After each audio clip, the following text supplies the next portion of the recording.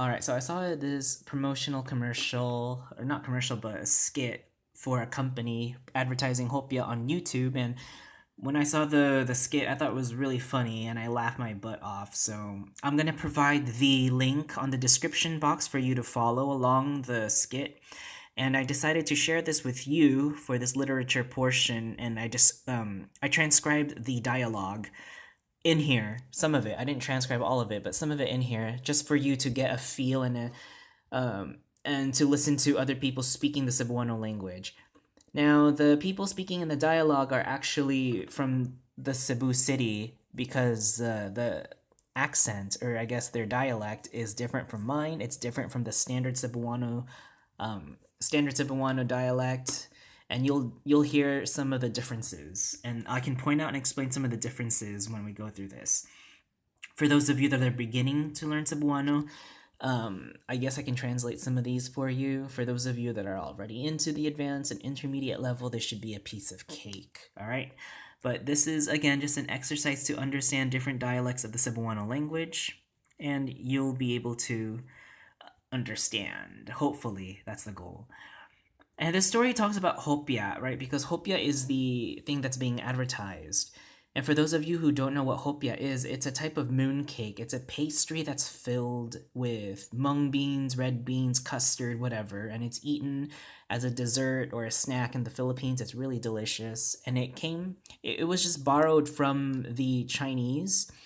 The word hopia came from the Hokkien language. Some of you might know Hokkien as Taiwanese or Amoy or Southern Min or Fujianese or Fukien. They're all the same name for the Hokkien language, right? The name of the title is Ang Istorya ni Julio ug Ni Pia, the story of Julio and Pia, right? And this is really funny. When we get through it, or when you watch it, it's going to be really hilarious. But here is the dialogue, right? First, it starts off with, Hoy uwagan, dili ra sa gugma nimo matagamtaman ang hopya. Okay, so that was kind of a lot. But let's go break it out. So, hoy means hey. Uwagan. Now, in Cebu City, the urban dialect says uwagan. That W and the L are actually allophones, meaning even if they sound differently from each other, they don't change the meaning of the word. They're still the same thing. Just like D and R, they're allophones in the Cebuano language. So, uwagan, ulagan. The Cebu urban dialect uses uwagan, but the standard Cebuano dialect uses ulagan, and the dialect I speak uses ulagan as well. And then someone who is an ulagan, the root word is ulag or uwag in Cebu City, is someone is kind of like a very sexual person. You can be kind of horny, kind of like, in the mood to be flirtatious, that kind of person, right? Seeking like a lusty kind of person, right? Hoy uwagan, dili ra sa gugma, not only in love, not only at your love, because gugma nimo, meaning your love, we talked about that ergative relationship with possession, right? And this long verb here, okay? Matagamtaman. Matagamtam is tagamtam is the root word, but we conjugated it with ma something something an. I already talked about that. You can go watch that video, right?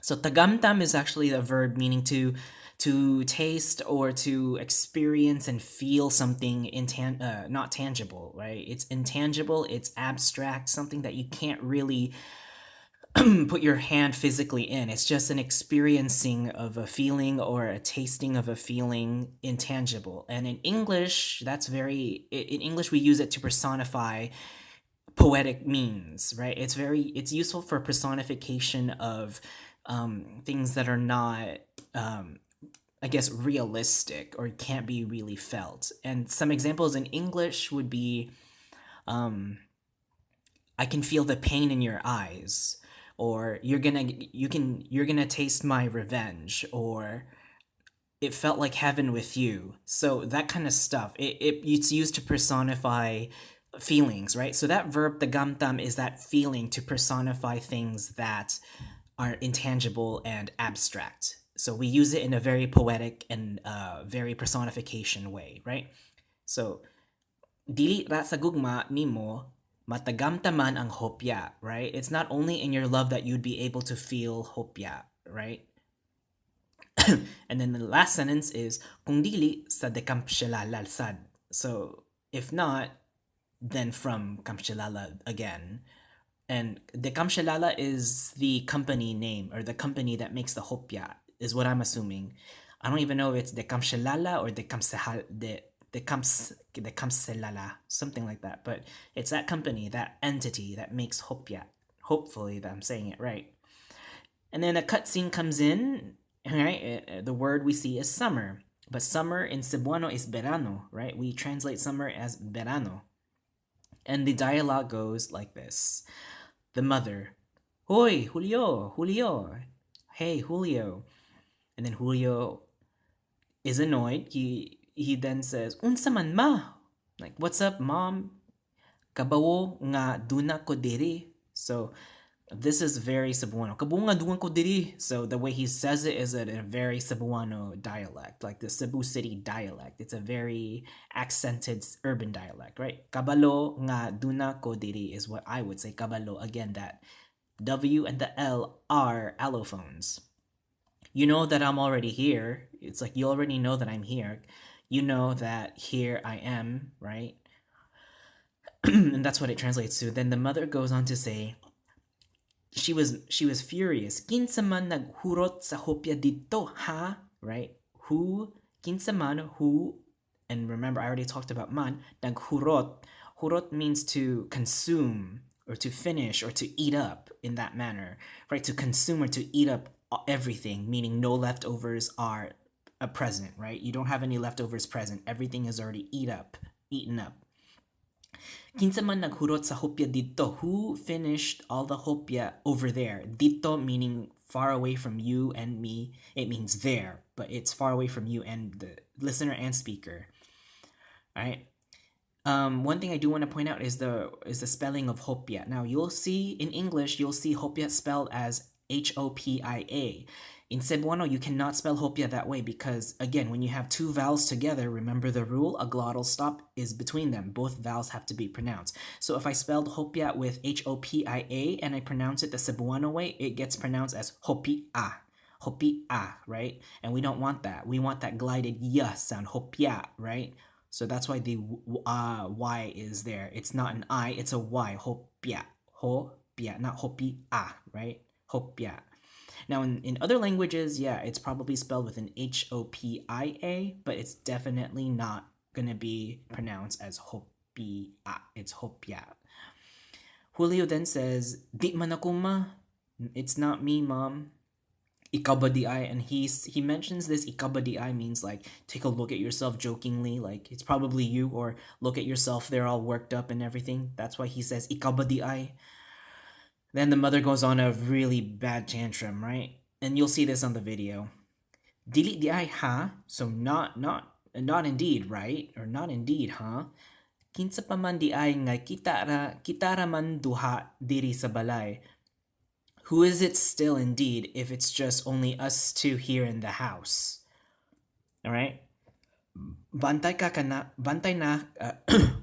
na kanako. So bantay is that verb meaning to look after, to take care. However, if somebody tells you bantay ka means you better watch yourself, or you better take care of yourself, or you better kind of be on the edge or prepare yourself for something. That's what it means. But we can use bantay to mean taking care of other people or other things or anything. In this sense, if we say bantay ka or bantay, if we're warning somebody bantay, then yeah, because you're gonna expect something bad. So bantay ka kanako, ha? So you better watch yourself there, to me, ha? And then she comes out to get a broom. Kuha siya og silhig. Kuha og silhig, right? Silhig meaning broom. Then she goes back into the room and says, Asa ang mga hopya? Asa, right? Where are the hopya? Where are they? Where? Right? Asa mga hopya? Asa? Bantok sa mga bisita, asa nimong gikuha. So, bantok sa mga bisita means it's very popular or very well known and very famous among visitors. Bantok, that's what it means. It's popular and famous. with visitors. It's very visitors love it, so it's reoccurring with them. They really love that stuff. Asa ni mo gikuha? Where did you take it? And she goes on to say, kay bobo ka nga daghan nag-order nga limitado rato, because you're stupid that there's a lot of people who ordered it, that it's limited, right? So it's probably an expensive item because a lot of people order it and it's limited, right? Limitado rato, it's limited. And then Julio ends it by saying, wala lagi na kuma. But you'll see the rest of the story. And that's just one thing I just wanted to definitely share with y'all, is the dialogue. So maybe you can, I don't know, copy this along and see the dialogue and listen to them talk as well. I think it's a really good listening exercise.